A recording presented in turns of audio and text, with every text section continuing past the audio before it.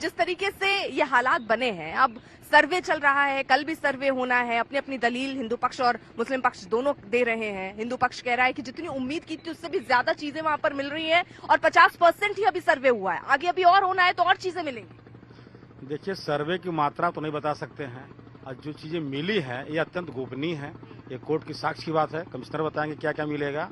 लेकिन यह सत्य है कि वह मंदिर है और भविष्य में मंदिर साबित होकर रहेगा, वो मस्जिद नहीं है। वो मंदिर और भविष्य में मंदिर साबित होकर रहेगा। जी जी। सबसे बड़ा सत्य तो मैडम उसमें जो है पश्चिमी दीवार आप देख लेना, वो तो आजादी काल से खड़ी है। लेकिन मुस्लिम पक्ष ये दावा कर रहा है कि दीवार वहाँ पे सटी हुई, मंदिर और मस्जिद वो तो कह रहे, अब वही है, प्रॉपर देख लीजिए। कहीं ऐसे कहीं पूरी सब ऑल ओवर इंडिया में कहीं मस्जिद से सटी दीवार है कि कोई मंदिर की दीवार सटी हुई है? ऐसा कोई दिखा दे, प्रमाण दे दे हमको। सटी नहीं है, वो दीवार पे ही गुम्बद बना है। एक सीधी सी फंडा है।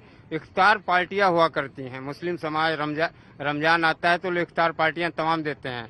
हिंदू भी जाते हैं, लोगों को आमंत्रित करते हैं, सौहार्द प्रेम में तमाम हिंदू जाते हैं पूरे देश में और जाते हैं, प्रेम से शामिल होते हैं और मुस्लिम समाज उन्हें टोपियां पहना देता है और प्रेम से लोग पहनते भी हैं। तो क्या वो हिंदू मुसलमान हो गया? नहीं हुआ। मंदिर पर एक स्ट्रक्चर केवल गुंबज पर खड़ा कर देने से और नमाज पढ़ लेने से वो स्थान मस्जिद नहीं हो जाएगा। आपके कुरान में भी लिखा है कि अगर वो स्थल जहां लोगों को कष्ट हो, विवादित स्थल है, उस स्थल पे नमाज पढ़ना अगर पढ़ा जाएगा, इबादत किया जाएगा तो अल्लाह उसे कबूल नहीं करेगा। आज ये करोड़ों लोग जो है वहां नमाज पढ़ने से दुखी होते हैं, करोड़ों लोगों की वेदना जो है, रोने लगती है आत्मा। उसके बाद क्या आपका वो नमाज अल्लाह कबूल करता है? आप बेवजह लड़ाई लड़ रहे हैं। ये मंदिर है आदि विश्वेश्वर, हजारों हजार साल से वो स्थापित है और स्वयंभू हैं। इसलिए आज नहीं कल हम लोगों को सफलता मिलेगी, जिसकी लड़ाई हमारे तमाम बड़े भाई लड़ रहे हैं और हम लोग मिलकर लड़ रहे हैं। और हम लोग सफलता किस चीज की? वहाँ पे पूजा करने की इजाजत या कुछ और? पूजा की इजाजत नहीं, वो आदि विश्वेश्वर हैं और मंदिर हम लोग भव्य मंदिर वहाँ बनवाएंगे। भव्य मंदिर बनवाएंगे? बिल्कुल बनेगा। वहाँ आदि विश्वेश्वर जो स्थापित हैं वो खुलकर जनता भक्तों के लिए फिर से जो है वो प्रकट होंगे वहाँ पे। तो यहाँ पर देखिए, ये सीधे तौर पर कह रहे हैं कि जो स्थल विवादित हो जाता है वहाँ पर जो दुआ है वो कबूल नहीं होती है। इस बात का तो विवाद है अर्पिता जी कि कोई विवाद ही नहीं है। अभी भाई ने कहा ना कि वो नमाज पढ़ते हैं, हम हिंदू करते हैं। अरे हिंदू जो पक्ष है, हिंदू लोग हैं, उनको तो कष्ट हो रहा है ना, उनको लग रहा है मंदिर है तो हमको बड़ा सुख मिल रहा है। नहीं, फिर तो वहाँ नमाज पढ़ना फिर वो विवादित ही हो गया। अगर ये आपके उसमें धर्म में लिखा है कि अगर किसी को कष्ट हो रहा है, किसी कोई विवादित जगह है, किसी को अगर उससे कष्ट हो रहा है तो आपके दुआ, अरे लिखा है कि नहीं लिखा है?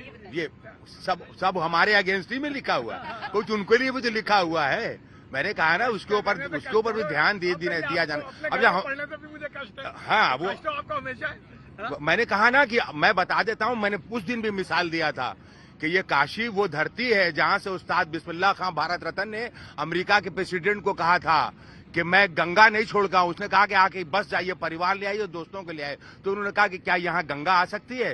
तो गंगा से हमें भी उतना ही प्यार है। ये दिखाते बहुत हैं, दिखा ले जाते, आप दिखा नहीं पाते। हाँ, नहीं, आप दिखा नहीं पाते। तादाद उतनी नहीं है जैसे आप ही नहीं दिखाती। तादाद इतनी नहीं है कि आप दिखा नहीं पाते। वही बात है, प्यार मोहब्बत इनका भी उतना ही है, बस दिखा नहीं पा रहे। देखिए, मुझे नहीं पता, पर देखिए ऐसा है, जो हमने अपने केस में दावा किया है वो सिर्फ ऐसे नहीं किया है कि आज हमने एक हमारा अनुमान था कि इसके नीचे हमें कुछ मंदिर के अवशेष। कह रहे विवाद जबरदस्ती का बनाया जा रहा है, हम तो इतने पहले से वहाँ पर नमाज अदा। अगर कोई आदमी आज यहाँ जितने लोग बैठे हैं, ये घरेलू महिलाएं हैं। ये जितेंद्र जी हैं, ये दिल्ली में रहते हैं। ये संतोष जी हैं, वाराणसी में रहते हैं। इन लोगों को क्या जरूरत है अपना काम काज छोड़ के आज इस केस में ये पैरवी करने की या लड़ाई लड़ने की? क्यों? क्योंकि इन्होंने जब ये इतिहास पढ़ा और जब इन्होंने हम सारे वकीलों को इतिहास बताया तो आत्मा झंझोड़ दी गई।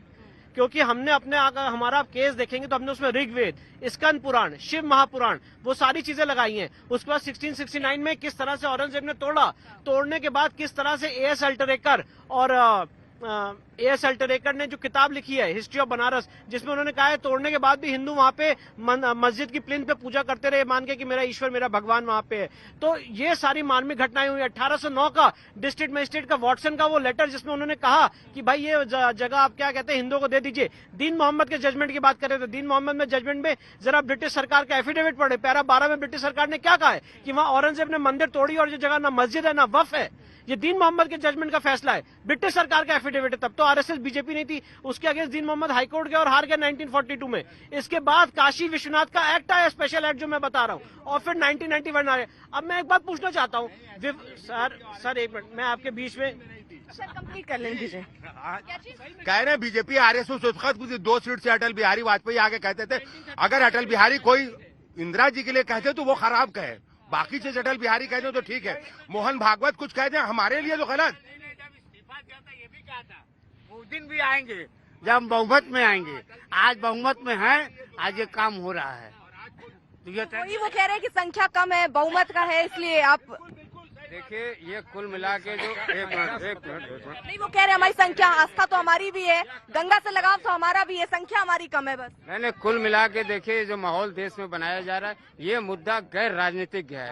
ये मामला शुद्ध न्यायिक व्यवस्था के तहत हम लोग लड़ रहे हैं, और न्याय पे विश्वास करिए, न्यायपालिका पे विश्वास करिए। ये लड़ाई न्याय की लड़ाई चल रही है, न्यायपालिका की लड़ाई चल रही है, और राजनीति इसमें बनाया जा रहा है जो कि गैर राजनीतिक है, ये हमारा मानना है। इसलिए राजनीतिज्ञों से भी निवेदन है, कृपया इससे दूरी बनाए रखें। एक बात बताएं, जब पूरा विषय न्यायालय के अधीन है तो अब इस पर तो नो कमेंट हो रहा है।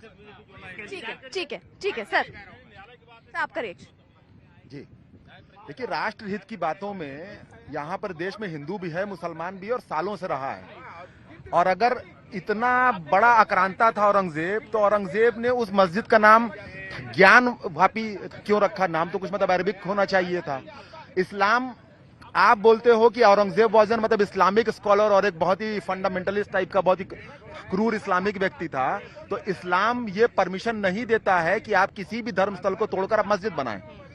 तो अगर आपका एक नैरेटिव तो ये है कि औरंगजेब बहुत मतलब इस्लाम के मतलब अनुसार चलने वाला व्यक्ति था, तो अगर वो इस्लाम के अनुसार वो चलने वाला व्यक्ति था, तो उसने एक धर्मस्थल को तोड़कर क्या वो कोई मस्जिद बनवाएगा? क्योंकि जो कि चीज सख्ती से मतलब प्रोहिबिटेड है। आप गए हैं?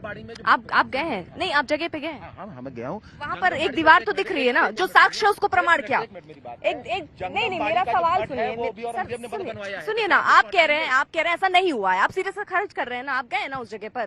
गए कि नहीं गए? है ना, वहाँ पर जो दीवार है वो तो दिख रहा है, वो साफ अलग दीवार दिख रही है, उसको लेकर आप क्या बोलिए? ज्ञान सिंह ने वो मंदिर, वो उस मस्जिद को बनवाकर मतलब औरंगजेब को ऐसा मतलब दिया, ऐसा भेंट दिया उन्होंने मस्जिद बनवा के औरंगजेब। हाँ। अब इसकी जो हिस्ट्री है, अब इस पर एक ब्लेम मतलब ये इस एंगल के अंदर मतलब मुस्लिम एंगल ढूंढना, ये तो मतलब हिस्ट्री की बातें हैं कि वो ज्ञान वापी नाम है क्यों? पहले आप मतलब इस पर तो आइए। आप अगर उसी चीज पर जाएंगे आपको बहुत सी चीजों का जवाब मिलेगा। इस्लाम खुद मना करता है, ये जो भाई साहब ने कहा है वही बात तो हम भी कह रहे हैं। भाई साहब जो बात कह रहे हैं वही बात मैं भी कह रहा हूँ कि इस्लाम इस बात को नहीं मानता। आप किसी को फोर्सिबली इस्लाम में अगर लेकर आएंगे तो आप स्वयं इस्लाम से खारिज हो जाएंगे। इस्लाम इस चीज को नहीं मानता है। आप किसी के धर्मस्थल को तोड़कर अपनी अगर धर्मस्थली अगर अपनी चीजें मत बनाते हैं तो वो चीज को कभी मस्जिद नहीं माना जाएगा।